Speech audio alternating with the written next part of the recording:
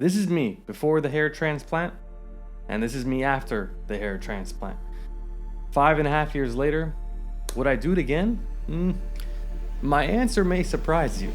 Back in 2012, 2013, I started to notice hair loss for the first time. And it did hit me pretty hard because it's like, holy shit, this is it? I'm 28, 29 years old and I'm already losing hair. And I remember feeling pretty insecure about the hair loss. So I looked at the options at the time. And again, this is constantly evolving. It's constantly changing. And when I went and saw a doctor, she said, oh my God, you'll be fine. You'll be totally fine. Just take this one little baby pill every day and you'll be fine. You won't lose any more hair. And I was like, that's it? All right, sure. But upon investigation of Propecia, I thought to myself, I'm like, these side effects, whether real or placebo or both, just isn't worth it for me, especially for the way that my mind works.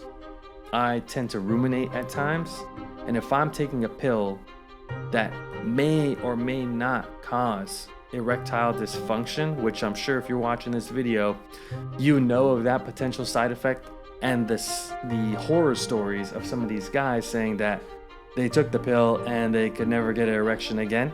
I didn't even want one sliver of that thought in my brain. So I took it for 2 days and then I stopped. Then I went down the Rogaine approach. And by the way, I should tell you, initially, I just noticed the hair loss in the back, okay? I didn't notice it in the front at all. So I started putting topical Rogaine in the back specifically, maybe once a day, once every other day. So I wasn't super religious about it. If you've tried Rogaine, you know that it's kind of a pain in the ass to do. Eventually you adapt, and eventually I did adapt, and I did start doing it every day. And it's fine, not a big deal. But when you're in your late 20s, you're just not excited to put topical Rogaine every day. And I had the liquid version. So I'd put it and it would just slide down my neck. And I used to hate that. Anyways, all this to say that I continued to lose more hair, but I was just owning the loss. And that was fine. And I kind of decided like, all right, I'm not going to do the hair transplant. Not for me. Fast forward 5-6 years, I continue living my life. I'm noticing the hair loss, and now I'm starting to notice it more in the top. And the way that my hair loss was evolving was only this narrow strip of hair was left, which meant I had a gap here and here. And I felt that looked really odd. Some people, when they lose hair, they only lose it in the back, but their scalp, their hairline, I'm not a doctor, so I don't know these terms like that. Their hairline is still intact. And it looks good because you look in the mirror and you're like, cool, I look fine. I'm confident. I like the way I look, so on and so forth. So when I started noticing that I'm losing hair there, it became a little more alarming because I'm like, oh my God, I'm losing hair in the back. I'm losing hair in the front. This is starting to bother me a little bit. And it really hit me hard when I used to live in New York at the time, and I think this was around 2017. I got a buzz cut. So I actually went to the barber, which was a waste of money because I could have done it myself. And I got a buzz cut, and I was like, wow, all that was left was one strip here. And I had big gaps on the right and left. And I just thought, I can't rock this. This doesn't look good. So then I tried trimming it even shorter. I tried even using a shaving blade. And yeah, I owned the bald look for a while, but I'm very big, like I said, on mitigating regret. So my life philosophy is to make sure that when I'm older in life, I've tried everything that I can in everything that I wanted to do. I didn't want to look back and think, damn, I had a chance to save my hair or maybe improve it, and I didn't do it. I decided to not do it.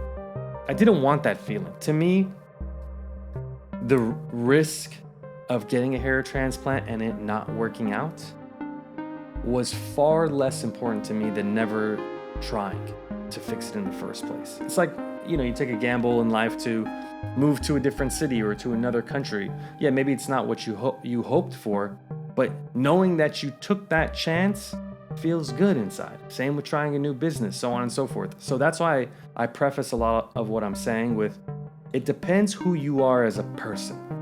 All right. I don't like regret, so I try to remove it at all costs.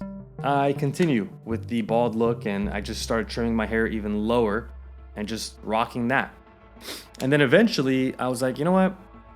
This regret thing is starting to get to me. So screw it. I'm gonna get a hair transplant. But I also knew that I didn't want to take a pill every single day because I didn't want to deal with wondering if this is affecting me. And I was okay to do topical Rogaine. I said, all right, well, if this is what it is, that's fine. You gotta brush your teeth twice a day. You gotta eat lunch every single day. You gotta floss. There's so many things you gotta do on a day-to-day basis. I'm just gonna add this little extra 20 to 30 seconds of Rogaine. It's not that big of a deal. And especially if you use the foam version, it's really not a pain in the ass at all. Now, whether that has side effects, I don't know. I don't know anymore. I don't know anymore about this stuff. What people, I don't know, right? The Rogaine industry is a $1 billion industry, or the hair loss industry is a $1 billion industry. So who knows what's working, what's not working anymore. So anyways, then I thought to myself, all right, well, if I'm gonna do this hair transplant, I need to tell the doctor. And this was actually, I found a doctor that actually did one of my friend's hair transplants, and he had really good results. So I thought, all right, I'm gonna talk to him about doing mine. But my friend opted to take Propecia every single day. Again, this is where it just depends on what you're willing to do, what you're willing to risk.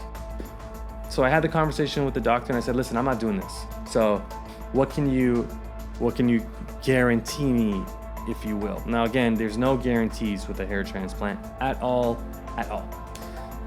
But he said that if I do topical Rogaine, he's confident 80% of the hair that he's transplanted would remain. Now, many of you watching right now are like, well, where the hell's your hair right now? So I'm gonna tell you. And again, at the end of this video, I'm gonna give you my answer on what I think you should do depending on what you value as a guy. So I told him, all right, let's do it. So this is around November of 2018 or so. And the plan was this. We'll take hair from the sides. We'll plant some in the back. We'll plant some in the front as well. So I'll have a new hairline again, which is what you're seeing. And I'll do topical Rogaine twice a day. And I did do PRP as well for a couple sessions in the beginning. And I also did the hair, what is it called? The hair helmet, if you will, for, I forget exactly, but maybe the first 3 to 6 months or so, every single day. So I pretty much did everything that I could, again, with the way I wanted to live my life and the way that my mind works, so that I feel good about this process, okay? So when the day comes, I get the hair transplant. It's done in 1 day. I remember when I was there, it was an all-day event, and you get to watch movies. So I actually watched the Batman trilogy, Chris Nolan's films, because I was like, damn, I gotta get through this thing. Because it doesn't hurt really, because they numb you, but the injections to numb you, that does sting a little bit. Again, this depends on your doctor and the route that you take and all that stuff. I'm not here to tell you about that process. I'm here to tell you whether I think you should get it or not. Okay, and I did FUE for those of you that are wondering, which is where they just take the hair follicles one by one. So, get the hair transplant. The results are great. These are some photos here of the post-operation results. I'm very happy. Everything is cool. And I'm doing the Rogaine twice a day. Okay? So again, now we're probably in about early 2019, mid 2019. And yeah, I'm happy with the results. Everything is good. Again, I know that there's only an 80% chance that the hair that had been transplanted will remain. And even if it didn't work out, I told myself even prior to the operation that at least I know I tried. That is super important to me. Just the way that I live my life. You are who you are. So I'm rocking hair now, and it feels great. It's very odd now. People are looking at me like, dude, where'd your hair come from? So all is well. About a year ago, yearish ago, I started noticing that I'm losing the hair, right? So now I'm seeing that only about 80% remain or so. And then I started having to like really play with the hair to make sure it covers some of the areas in my head so you wouldn't see the scalp. And I just found myself looking in the mirror a lot, right? Taking photos of my head, seeing if there's improvements, seeing how it looks at different angles. And it was starting to get to me. The cost of checking on it all the time, I just didn't want to deal with that anymore. So I told myself, I said, all right, well, I'm going to shave my head and I'm going to see how it looks. So I started shaving my head again about a year ago. And that's what you see here. And that's why I rock a shaved head now. Could I grow hair? Yeah, but it's still going to have a lot of gaps. Now, in terms of whether you should get a hair transplant, for me, the investment that I made, the time it took to prepare myself, the recovery time, the supplies and cost of Rogaine, and all these things, it was inconsequential. What mattered to me was mitigating regret, okay? Because now, if I look at my head, I can shave my head once a week, and that is my maintenance. Before the hair transplant, I had to shave my head almost every other day because I had the hair growing here and not here, not on the right and left sides of my hairline. And I had some insecurities about that, and that bothered me. So my maintenance now has gone down significantly. In fact, I have not shaved my head for about 8 days, 9 days now. And I can go outside and I look cool, right? I didn't want to do the hair tattoo thing, whatever the hell the thing's called, because I just think it looks kind of stupid. And I have to keep doing it. I'm set for life now. I will always have a hairline, right? So that's key for me. Yeah, I may lose some in the back, I may lose some overall, but I know that generally speaking, when I'm looking at you, I got a hairline forever. In fact, I don't even put Rogaine anymore. I stopped putting Rogaine about 3 or 4 months ago. And I'm content now with my shaved head with the new hairline. So I didn't do PRP. I didn't do the black tattoo thing. I don't do the helmet, and I don't do Rogaine. I did 1 day of an operation, and now I have a hairline again.